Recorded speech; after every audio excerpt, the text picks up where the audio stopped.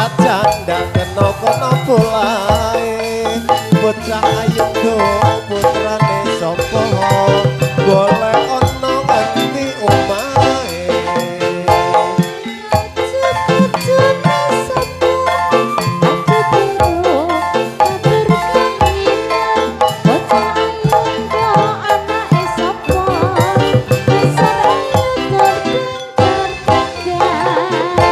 jalake ra bisa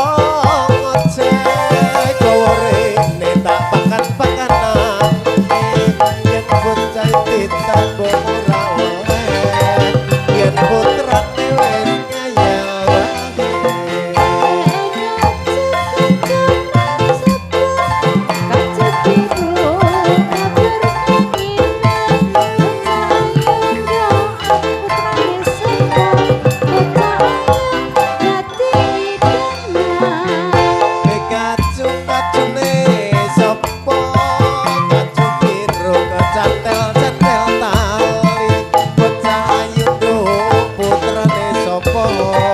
bocah ayu sing pinter ngaji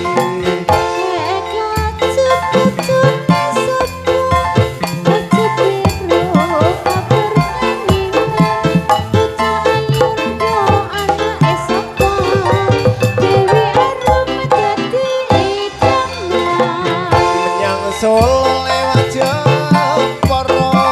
kondur maneh ning banyu-banyu biru bocah loro wis kadung tresno wong tuwane durung setuju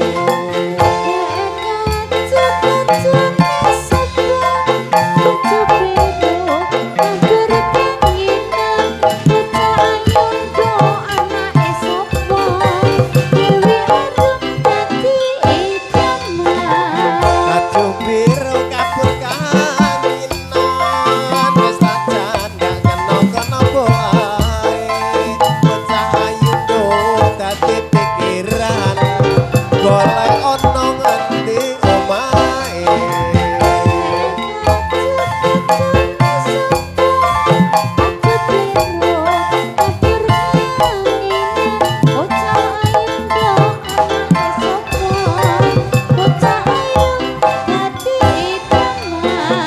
kajubir kajune sapa kajubir kecandel